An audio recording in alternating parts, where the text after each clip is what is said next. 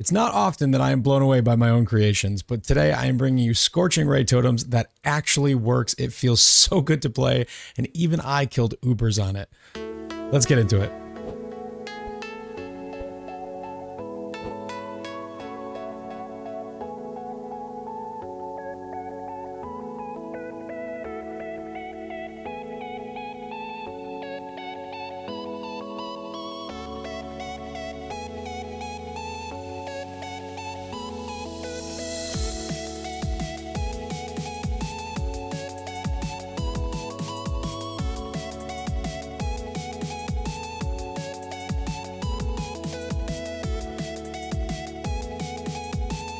Yo, this is insane!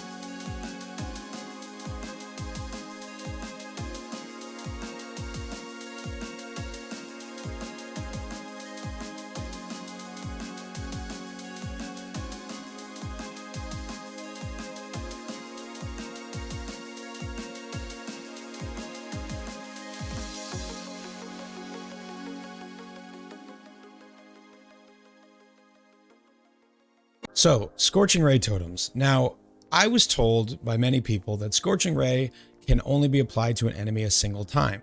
Then there was a clarification by GGG in a patch note at some point that said, fixed Scorching Ray so multiple instances can work together. And then people still told me Scorching Ray only works one at a time. So I jumped into the testing lab and tried a few different ways to test and see if Scorching Ray could overlap with multiple instances, and it in fact does. So we get a bunch of Scorching Ray beams and we put them all on the target. It ramps up really fast with cast speed to get to max stages and melts the target. As you saw in the intro footage, bosses get deleted. I can't believe how strong this is. Now, there was some expensive items in here. It does use an Ashes of the Stars. We have Forbidden Flesh and Flame, which actually wasn't too expensive.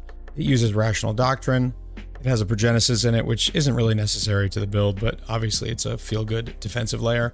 So this is not something that I would recommend to League start. However, once you get some money, this build is actually not just a bosser. If you get enough cast speed, it changes the rotation speed of the Scorching Ray, so they will turn faster. And if you get enough of it, it actually feels good. These totems spin around super quick, they retarget really fast, and it felt even great to map with. I did so much content with this build. I kept coming back to it, and I'm finally bringing it to you today. I know we're almost at 322, so why the heck are you still making builds, Arrow? Or some comments that I've gotten. Because I'm having a good time. So what I'll say about Scorching Ray is there is almost no chance that this gets nerfed going into 322, so we'll call this a 322 safe build. Obviously anything can happen in the patch notes, but if Scorching Ray gets nerfed, that will probably be shock of the century. It uses the Soul Mantle and Viridi's Veil tech, where you get curses on you, but you're hexproof from the Viridi's Veil by using a magic ring. We actually don't even manage to fit a self-flagellation into the build. Now, it would be a bunch of extra damage, but I just ran out of jewel slots, and I fixed some of my aura problems by using a small cluster jewel, so that ended up having to kick that jewel out of the build. But if you could fix it another way, which I'm sure there's a million ways to do it, you could get that jewel back in for another like 13 or 15% more damage. So a lot of the tech is pretty standard. We got additional totems where we can. You build around a bunch of damage over time, some gem levels, and what we get is a pretty tanky boss killing mapping machine. I never thought I would enjoy mapping with Scorching Ray Totems, but it is really so much fun. So let's get into the gear and talk about how this build works and get you playing it if you want, and maybe you'll learn something for 322. Let's go. All right, so let's start with the gear. Now, this wand, I had a good time crafting this. The goal was to get +2, a little bit of spell damage, and then on the suffixes, I wanted to get a trigger for my flammability because I am lazy and I like it when it auto casts my curses. So once every 4 seconds, when you put down a totem, which you are constantly putting down totems. So right now I'll cast and it'll cast my flammability. I wanted that trigger. It's really not necessary, especially because you're a totem build. It's very easy to self-cast your curses if you want to do that, and you can get much more damage out of your item. So the way I crafted this was I got the fractured spell skill, and then I reforged fire. I tried some essence spamming, but basically you want to get +1 fire on there and then some other prefix. You lock and use a Veiled Chaos to get the trigger. I think that took me a few tries. So this one was fairly expensive to put together. But then this happened. I slammed the damage over time multiplier on tier 2, super lucky, 1 in a billion. But then you craft on fire.multi, and this one's pretty insane. As far as the Crucible tree, I didn't really do anything with the Crucible tree intentionally. We don't use the spell crit at all. This was just already on here when I bought the base. I could go through and grab like the decks and stuff, but I honestly was so sick of the Crucible mechanic by the time I played this build that I didn't even want to mess with it. So we get 7% spell damage and 10% increased max ES from this Crucible tree. But yeah, so absolutely crazy one, super lucky, a lot of fun crafting that. The helmet, we probably should have an enchant on this. I bought this with the intention of having it enchanted by a lab farmer, and I just never got around to doing it because that's how I am. But Viridi's Veil is fantastic because it makes you hexproof if you use a magic ring. You need to be hexproof because of Soul Mantle. Every time one of your totems die, which means either they are replaced or they are killed by an enemy or they expire, you get a random hex on you. Now this gives you a 7 link, and ideally you would get self-flagellation into the build to give you a bunch of damage for each curse that you have on you. I ran out of space. I had to take the jewel out. If redoing this build, I would definitely work around that and try to find a way to get it back in because it's a lot of damage, but we actually currently don't even have it in the build. Viridi's Veil is a really cool item. So we have a magic ring in our right slot right here. I love crafting stuff like this because it's so easy. So you go and you buy a good ring. Here you can get any synth base that you want. I just grabbed some life and then I rolled it until I hit a pretty good roll of tier 1 life, crafted on a frenzy charge, and we're done. This helmet also gives me +2, which is good for my enhanced setup that we have in here. We'll get into later. 20 all res, which is actually a ton. And damage of enemies hitting you is unlucky because we have a magic ring equipped. So, you know, if an enemy does lightning damage, it's going to roll twice and take the worst roll of that lightning. Really, really strong. For the shield, this is a standard totem shield. You get reservation efficiency as a suffix and +1 totem as a prefix. This isn't anything too crazy. It has a decent tree on it. It gives us some life, some chance to block. This actually caused some problems for me.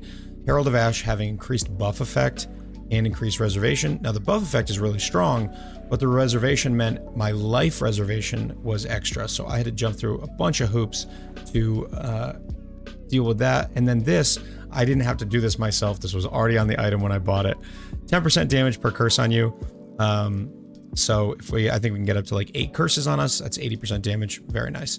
And the increased effective curses on us does not matter because we are hex proof from Viridi's Veil. So the Ashes of the Stars, this is really important. There's a really interesting interaction here with Ashes and the Divergent Scorching Ray that requires us to have 29 quality. We'll get to that when we talk about the gems, but you can't have 30 quality. Got to be 29 or less. So I grabbed 29. And then as much reservation efficiency as you can afford. We have Surveillance allocated on here as an anoint. Each totem applies 1% increased damage taken to enemies near it. We can have 15 totems active at once. We'll get into that tech as well. But that's 15% damage, increased damage taken, which for a build like this that has no other sources of that is just a more multiplier. So our rings, we talked about this one. The other ring is just solving some problems. Ton of chaos res, bunch of res, life, strength, and some minus cost. On our boots, my goal here was to get chaos res, strength, and life regen as our suffixes. Increased life regeneration rate is like a more multiplier to your regen. And because we regen life and ES based on our life, because we take the Forbidden Flesh and Flame from Inquisitor, getting a huge amount of life regen is super, super important. So besides that, we have some movement speed, and the Onslaught doesn't even matter because we have pretty much permanent uptime of Onslaught from casting our totems. That is a medium cluster jewel. On the belt, this is just solving stat problems. We needed a lot of stats on this build, and I crafted this myself. I just was kind of bored. I was like essence spamming until I got some strength, some life, and you're good to go. Get a little corrupted blood immunity, nothing special in the jewel slot.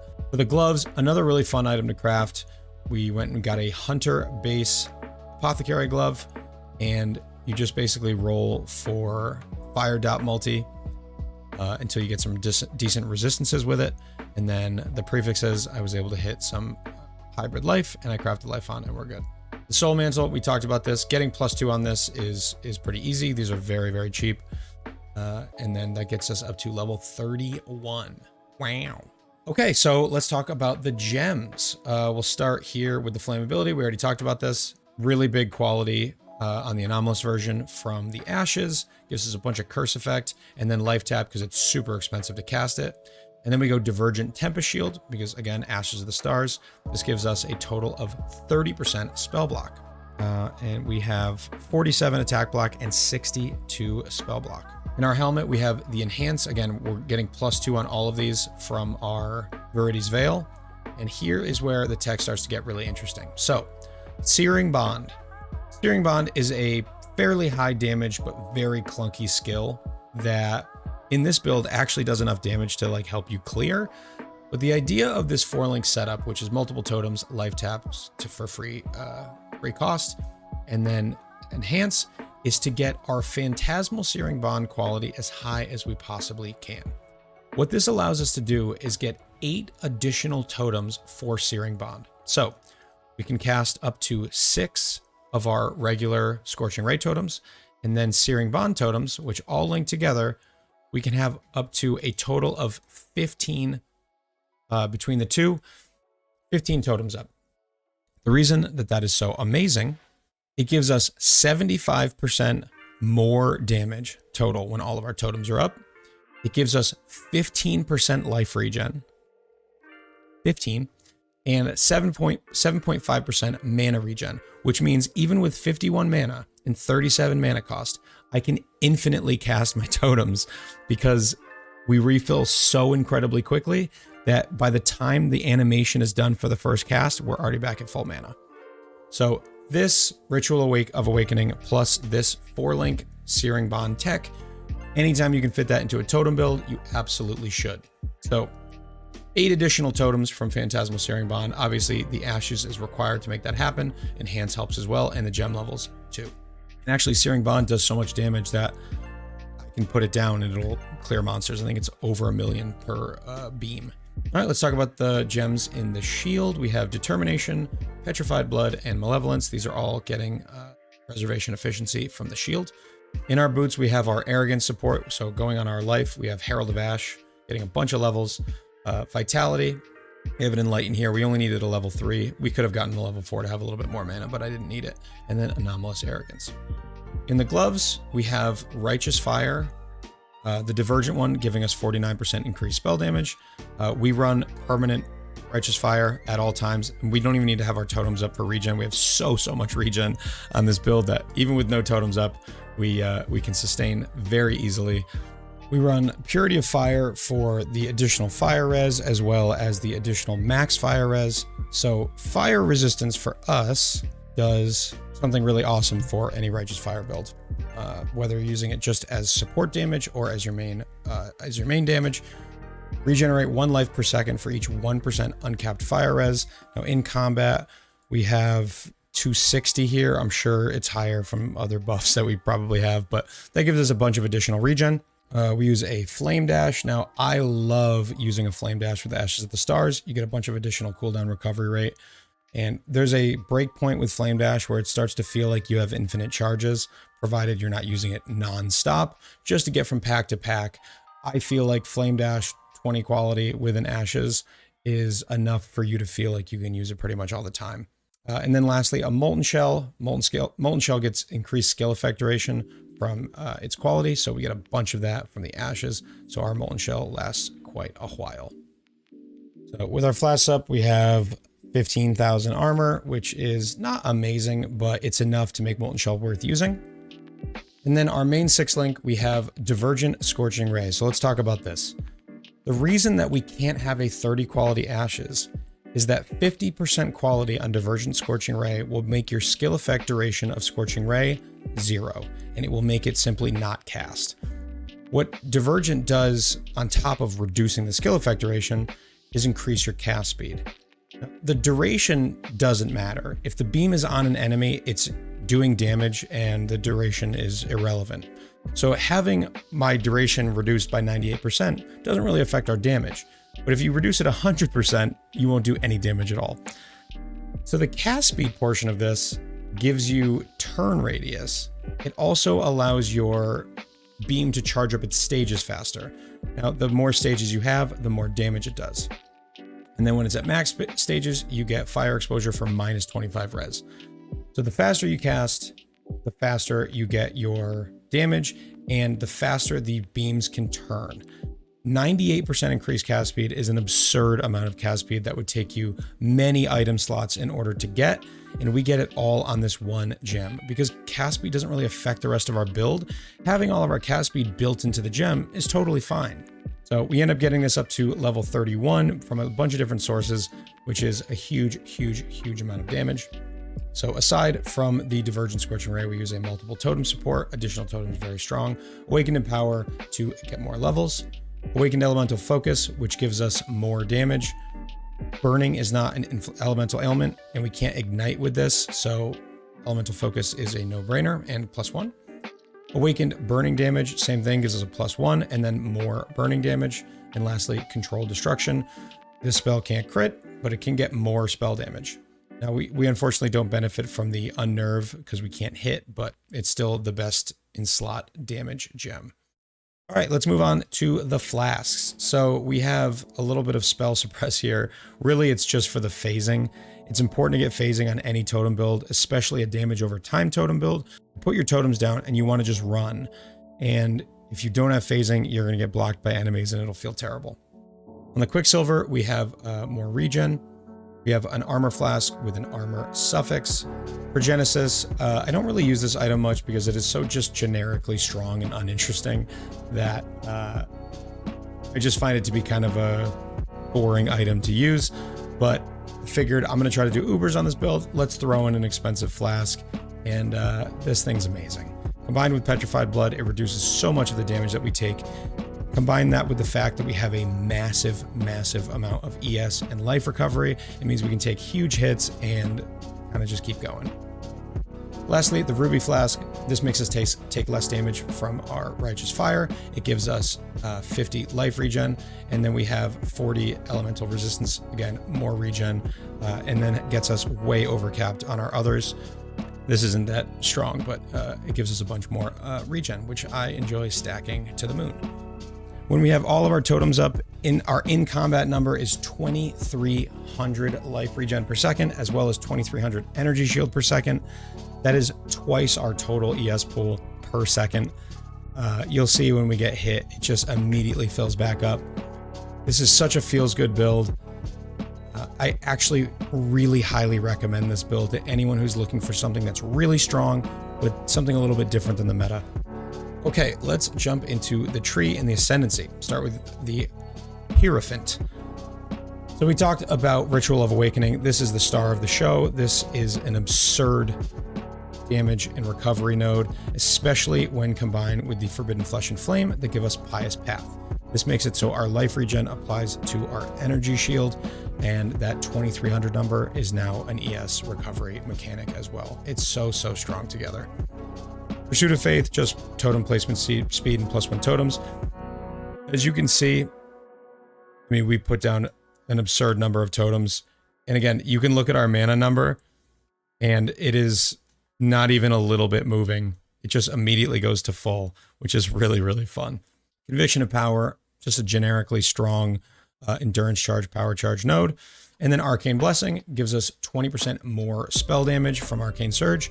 And when we scale Arcane Surge a little bit here on the tree and some other places, that affects the 20% more spell damage. So Arcane Surge effect gives you more spell damage as well.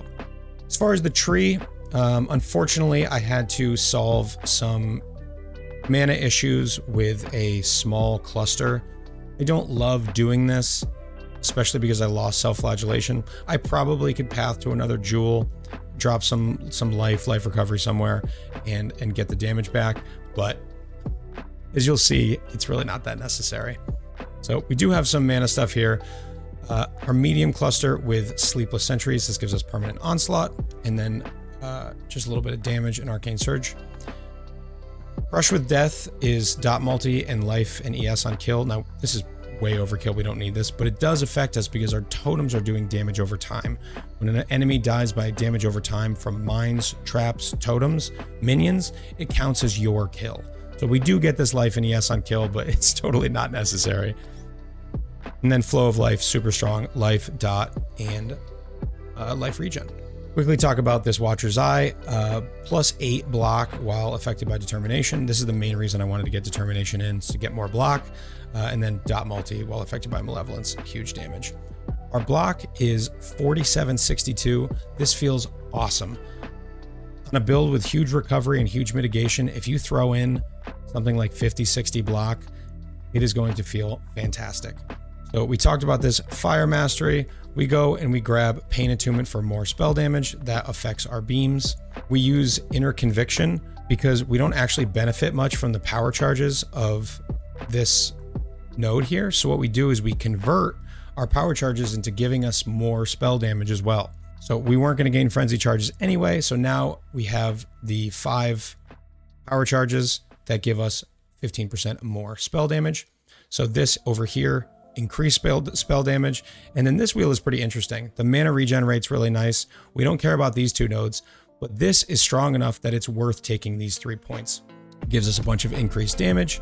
It gives us power charge generation, but we don't need it. And then a minimum power charge to go with this additional maximum power charges. So we always have 5 power charges, as you can see up here. The reason that I decided to go with Conviction of Power is we're not really doing anything with mana, and then Illuminated Devotion doesn't really do anything for us. We're not able to leech because we don't do damage. Area of Effect doesn't affect our beams, and then Ailment Duration, and then Ailment Effect on you. I wasn't going to try to get reduced effect of all ailments on me, so I didn't think this would be worth taking. So we decided to go the route of taking Inner Conviction and getting some devotion for a reduced mana cost and totem damage Militant Faith. So we also use Rational Doctrine, which is super important. It gives us consecrated ground around us if strength is your highest attribute, which for us it is. You got to make sure that you have more strength and intelligence. And then we have free consecrated ground, and it also makes it linger for 4 seconds. It's part of Pious Path, I think, as well, so that's not a problem. But we're always standing on consecrated ground, which is what gives us access to huge regen, but also it makes our regen apply to our ES. So permanent uptime of the Pious Path effects. As we've discussed, we go for spell block. We get a bunch of that here. You get attack block from the mastery. We come over here and grab even more spell block, and then a bunch of spell damage from this node here. Yeah, I'll do a 4 divine trade right now. Beck said I was a toxic trader, but I'm not, okay? Thank you for trade. Okay, back to the tree. So we take this this reservation wheel, obviously super strong. Life reservation mastery. Grabbing things like regen wherever we can on the tree. Super strong, big life. You see we have our life pool up to almost 5,000 on top of the 1,200 ES that we have. And then that's pretty much it. We grab some dot multi up here, some fire damage over here, and it's a fairly straightforward tree. I think that covered everything. This build rocked. This is one of my favorite builds that I've made in a very long time. It is in the running for build of the league for me. There will be a video coming soon of a recap of all the builds I've played. I think it was 18 this league. There might be a 19th coming. I have a very, very meme setup that I'm testing out right now on stream over at twitch.tv/AER0__. Come check us out. I'll be live right after this video comes out. I hope you guys enjoyed. I know I had so much fun making this build and playing it against just about all the hardest content in the game.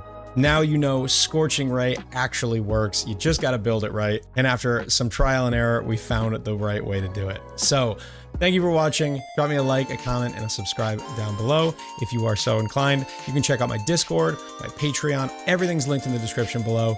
I appreciate everybody's eyeballs. And as always, take care.